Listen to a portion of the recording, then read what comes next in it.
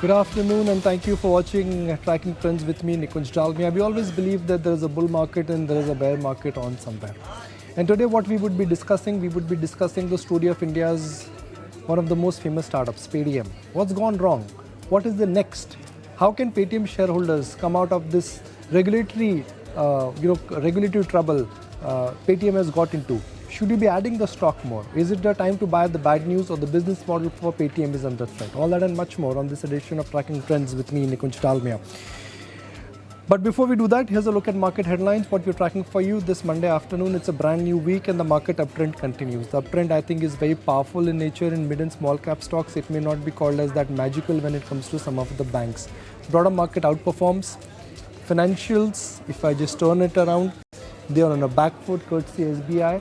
And then the star today, I think, is LIC, hands down, which has now moved to a record high. From languishing at about 600 about 3 months ago, it is now at 1000 plus. But what's next for Paytm? Let's look at it. What are the questions we would be answering and addressing?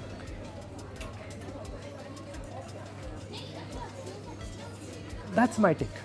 Do not, if you are an investor in Paytm, do not try to catch a falling knife, which is don't try to buy the stock in this decline. Because when a business comes under regulatory scrutiny, the core of the business, which is the franchise value of the business, surely will come under stress. One is better off buying or revisiting Paytm when there is clarity in terms of where the earnings are moving and what are they doing in terms of repairing the regulatory concerns, which is it is better to buy Paytm on an uptrend rather than trying to average this part. So what's next for Paytm and Vijay Shekhar Sharma? Paytm still karo. Should consumers be doing that?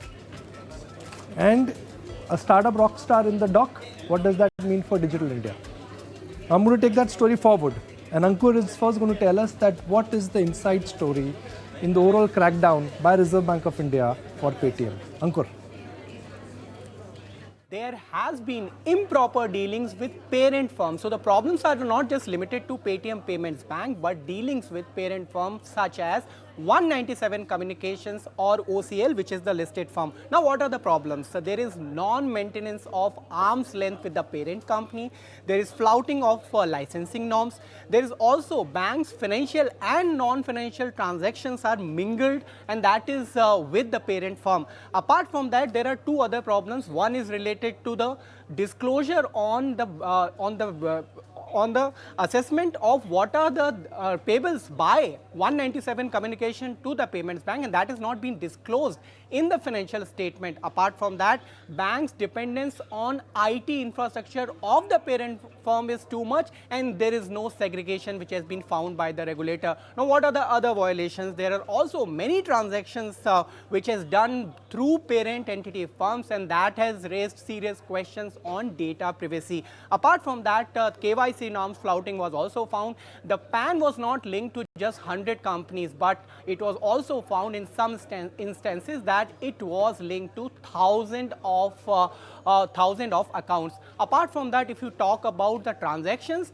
it was in crores. Remember, as per RBI norms, it is supposed to be within the limit of 1 lakh when these violations were found.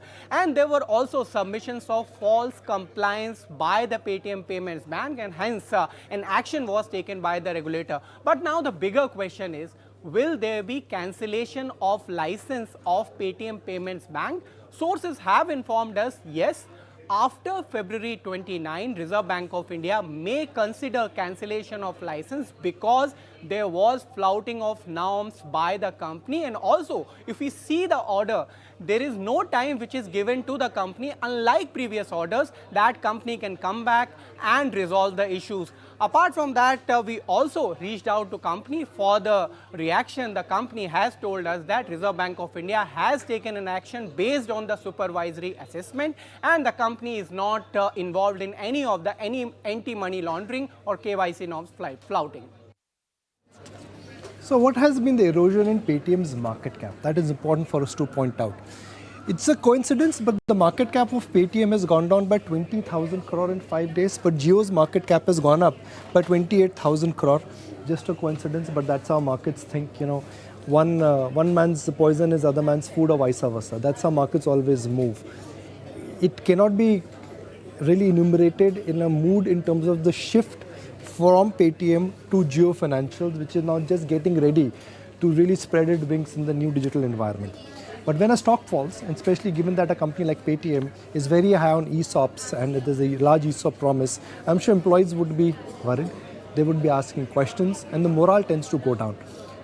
Sumita has got details on the town hall which was done by VSS, that's Vijay Shekhar Sharma, and what essentially his message or communication to the employees of Paytm was. Amidst regulatory fire, Paytm's MD and founder Vijay Shekhar Sharma held a town hall recently. Also part of the town hall was senior leadership members.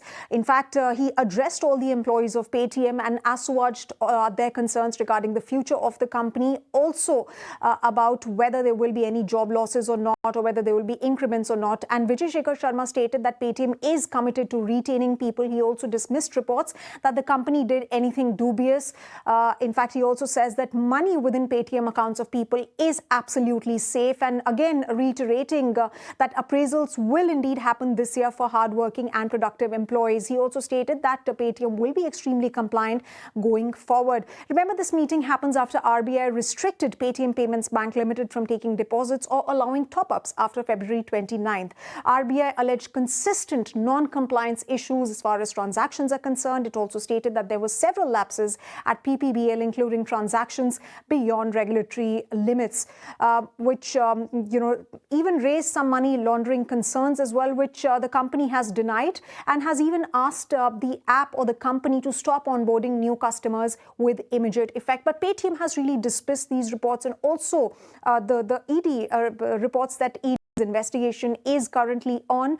In an exchange filing, in fact, Vijay Shekhar Sharma stated that in the past, certain merchants and users on our platforms have been subject to inquiries, and on those occasions, we've always cooperated with authorities. And in fact, the company has dismissed that either the CEO or the company, they both are not under investigation by the country's anti-money laundering agency. And in fact, recently, Vijay Shekhar Sharma also tweeted that Paytm will keep working post-February 29th as well, because that's the big question that's really looming on everybody's minds.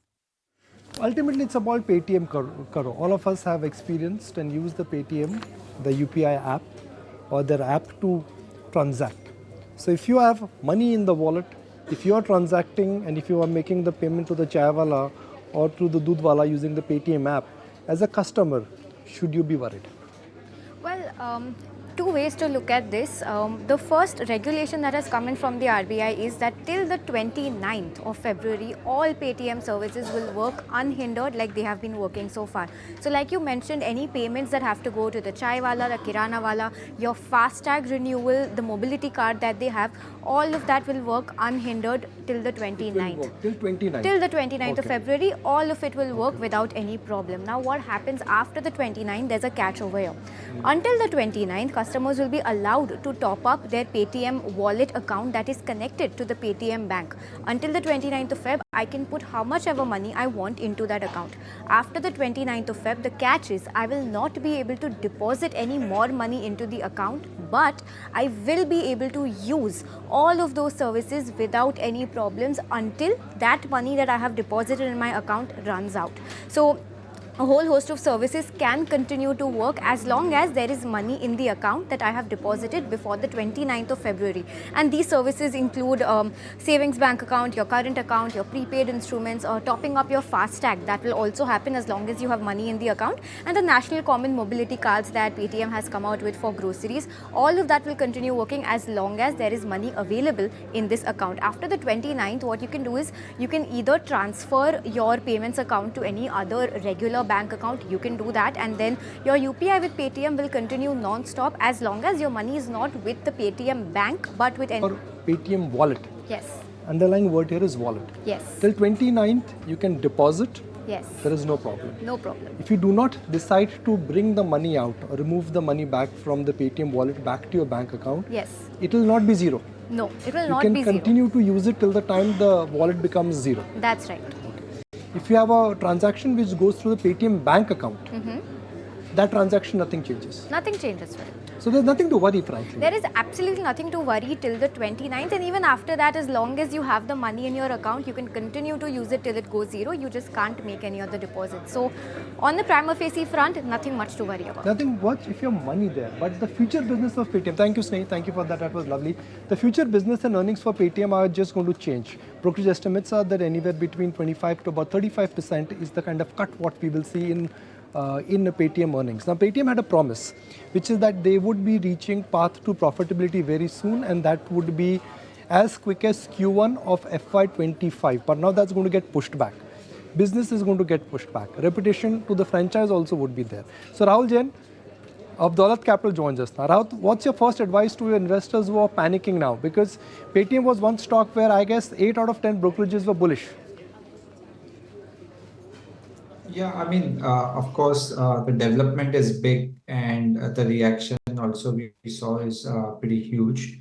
Of course, from a call perspective, from a business impact perspective, because this is such a fluid situation, it's very difficult to gauge what could be the precise impact the company has quantified, what could be the potential impact on financial on a worst case scenario basis. And if we factor just that, then of course it's kind of an overreaction zone already. But we keep hearing so many things, so it's very difficult to conclude given the volatility where the stock would end, when the problem would start reversing. So I think more input in terms of how they are going to rectify is what they have said in the previous call. Some input in terms of that, okay, these things have started, this thing has moved to XYZ bank. Those kind of announcement, as in when it comes, it can come in 1 week from now, 1 month from now, or maybe in the next filing. Only then possibly there would be an incremental comfort. Till that time, I think it's going to stay very, very volatile. But Rahul, at lower levels, Paytm is witnessing transaction. It's not that the stock hits a circuit and there are no buyers there. There is a transaction which is happening there. Bulk deals are capturing that. So my question is that at lower level, buying is coming for Paytm. Is that the right way of looking at it? Yeah, I mean, if you just go through what they said in the call the next day, keeping the compliance aspect at a bay for now. If we just simply think from a financial perspective, if they are able to identify partner for businesses wherever PPBL was acting as a party, technically everything remains status quo. So everything, if they get a wallet partner, if they are going to get a UPI partner and stuff like that, then technically there is no revenue impact or business impact per se. Of course, the psychological damage or the news flow that has happened would have some impact in terms of how the consumer and merchant would perceive the services in shorter term or medium term basis. But outside of that, everything can be rectified. But yes, from a sentimental perspective, because there's so much ambiguity that what is the magnitude of the problem, why they got such a harsh statement from the regulator. Of course, those aspects would make people who are very risk averse to think twice in terms of whether they should participate in the story or at what price they would get comfortable. Rahul, what is your assessment of the value of sum of part for Paytm purely for the wallet business? Let's assume that that gets zero. What happens to the sum of part business there? Because it's not that the entire business will get zero. It is only that wallet business which will get zero. Yeah, of course, they have given a certain understanding of it. And if we compute on a higher side, this would have an EBITDA impact of 150 crore is what we understand of it.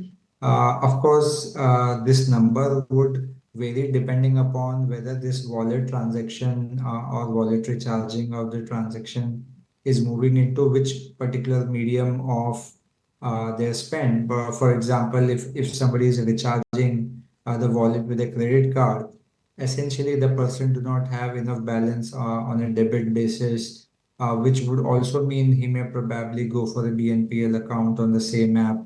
So technically, there's various way to look at the same situation, depending upon how various set of cohort would react to this. A minimum impact would be 150 crore in our view, based upon whatever implication that we have taken out of. Rahul, just a coincidence, or maybe this is something how markets are thinking. Paytm has lost 20,000 crore of market cap. Jio has added 25,000 crores of market cap in the last 5 days. How would you read that data? I mean, if somebody was not owning any piece of it or maybe evaluating one of it, then of course it gives a slightly better edge because the competitive landscape would be slightly better for the new player if one of the incumbent is in pain. So that's a value that you would ascribe to.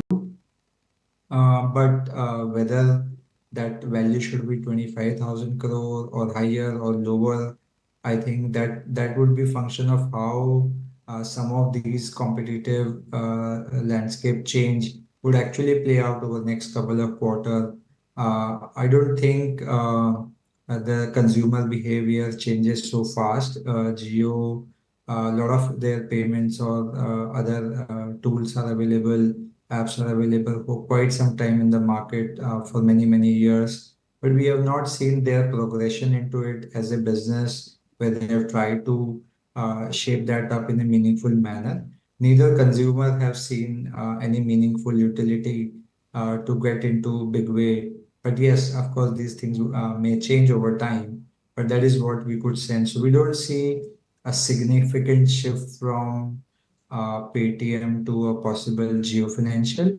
But of course, slightly it's advantageous for a very likely competitor like PhonePe and even Google Pay to some extent. All right, Rahul, really appreciate your time. Thank you for joining us. Let's take a break, but here's the finance minister on specifics when it comes to future of fintech in India. The regulator is taking an action. I normally don't comment on any one particular company or any particular investigation which is going on. India's contribution through the fintech is a big thing. We value it. We value fintech sector as a whole. If there are regulatory issues on which a regulator takes action, it's for that company and the regulator. I may not be able to speak on it at all. Just as I may not be able to speak on any one particular investigation which the ED does.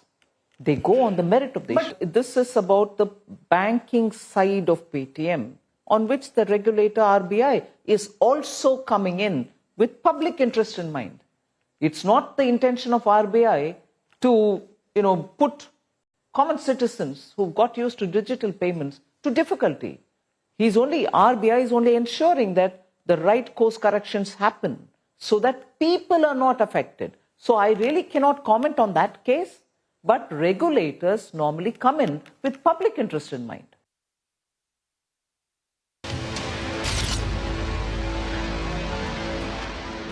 All right, queries on Paytm, and I'm just going to use my sheets here for my reference purpose to look at the first query.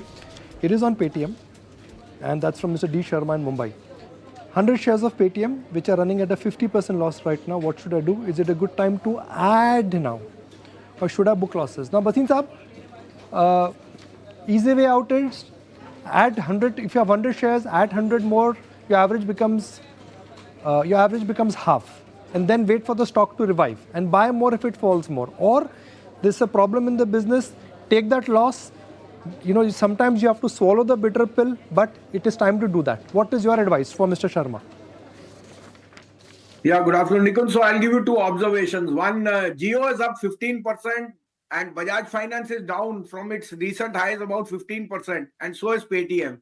I don't know what is going on, but if Jio is gaining, then there is talk that the Paytm wallet will actually go to Jio, or some deal is in the offing. We will have to wait for more color. I would advise the investor not to put in more money now. wait for the clarity to come. You could buy it higher on an upper circuit. That would be much more comfortable. Right now, like you said, the business model is being challenged, and there's a lot of rumor mongering which the company is denied. So at times when there is so much of uncertainty, there are enough other stocks to buy. Don't put good money after a stock which is again not performing or is embroiled by negative news flow.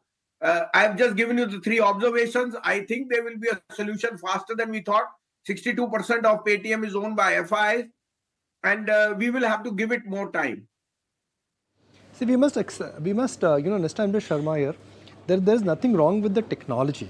There's nothing wrong with the brand. Do a course correction. If Paytm is able to come out with a course correction, then obviously it will be a big relief. But we don't know when that will be done. Even if that is done, you may actually, their entire estimates of the loss which they will have to bear if the wallet business goes away, I think will only delay the path to profitability. It is not like a billion-dollar company. It's got a market cap which almost was about, almost like $9-10 billion. So in the near term, to just say that Paytm has fallen 50%, you should add more, may not be a very wise advice. The second query on Zomato, it's the other way around. Paytm versus Zomato, or Zomato versus Paytm. No, I don't want to do that comparison. I will talk about Zomato independently. 1,000 shares of Zomato, 10,000 shares of Zomato, I beg your pardon. It's a query from Alok from Delhi. He's bought at 129. Basim Saab, Zomato, 129 has become 144, 145. Time to lock out or stays invested? No, I would say stay invested or book 30% of profit so that you don't miss out on the highs. But I still think 170, 175 can come because the business model is evolving. AI is added to their culinary course, and they are their margins are getting better spread. So we will wait for the competition when Swiggy gets listed. But right now, I think you could see for a target of 170. Take 30% off the table and try and get into some good PSU, which is giving you an offering of a very, very once in I think 10 years you've seen the type of rally in PSUs, and I still think they are good for more. See, Rahul, a stock like Zomato has seen a market cap jump up from $5 billion to $15 billion. And $15 billion, I think, is a mighty number even for a franchise like Zomato. So what Basim Saab is saying is simple. Take some chips off the table, literally in this case, so that you do not lose out if the market volatility kicks in. Zomato is not a cheap stock, and the market will turn volatile given what the global push and the pressures are. That time you don't want to be stuck because your buying price, my friend, is not 50, it is 129. And one day a bad move can actually take Zomato below its buying price. So take some chips off the table and maybe move into PSU stocks. That's it on this edition of Tracking Trends with me, Nikunj Dalmia. Thank you, Basim Saab, as always, for joining us on the show.